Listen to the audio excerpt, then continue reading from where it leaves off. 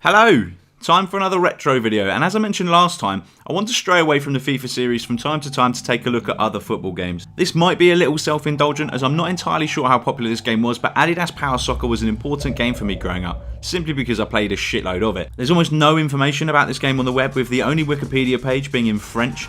It was developed by Psygnosis, released in 1996 on Windows and PlayStation, and features heavy Adidas sponsorship, with rotating ad boards even back then, and went as far as playing Adidas advertising videos at half time. Here's the intro. Look at that guy's hips.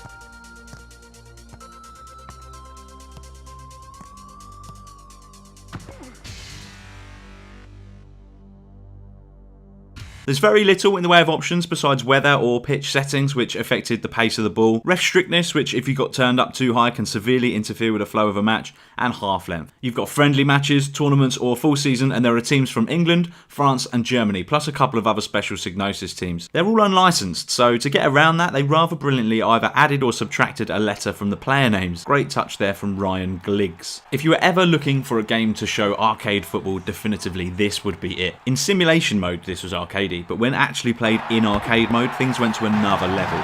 Slide tackles come in 3 different flavours, ranging from light to heavy to totally intentional two-footed lunge, bringing with them a cloud of dust or the kind of cartoony icons you'd expect to see in a comic book. In arcade mode, each player has a small red bar underneath their name showing how much special move ability they have remaining. That bar decreases as you use the special moves, which range from the cheeky and absolutely superbly animated rainbow, look at how the ball sticks to his foot, through backheel passes up to the Predator shot that naturally takes its name from the boots. The idea, I guess, was that wearing Predators made your shots so powerful that they caught fire. If the keeper got in the way and parried it, he'd be knocked onto his arse, and if he tried to catch it, it was so powerful it would carry him back into the net.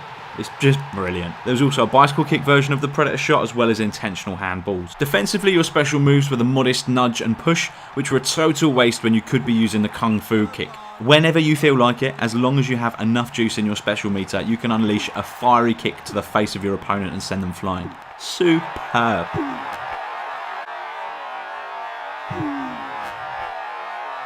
The downside, however, is that the CPU AI is pretty bloody good at scoring the resulting free kicks, no matter how far out they are. I did find that I occasionally initiated the back heel when it wasn't wanted, a bit like this, but I did make good. This is a great goal actually. Predator shot to knock the keeper over, hop over him whilst he's on the floor, slam it into the net. Beautiful.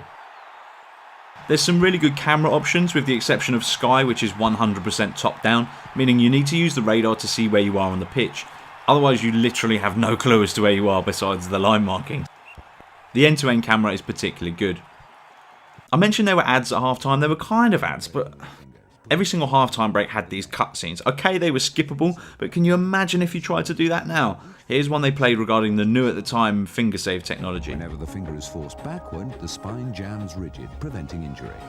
It's incredibly tough to score in this game in simulation. Tackling is stacked massively in favour of the CPU, it seems, and as there isn't really the option to sprint, it's very hard to create space for yourself. If you don't move the ball on the instant you receive it, you're gonna get tackled. End of story. There's only one difficulty setting too, so you can't even lower that to make things a little bit easier for yourself. Considering how heavy the challenges are, injuries, or at least this player limping animation, don't get trotted out too often. And you do have this little skip that can be used to jump challenges, but your timing needs to be spot on. The AI is just so aggressive in a tackle, and they don't care where they do it. 2-footer off the floor in the area, no worries. So that's a penalty. Ian White versus Peter Scheichel.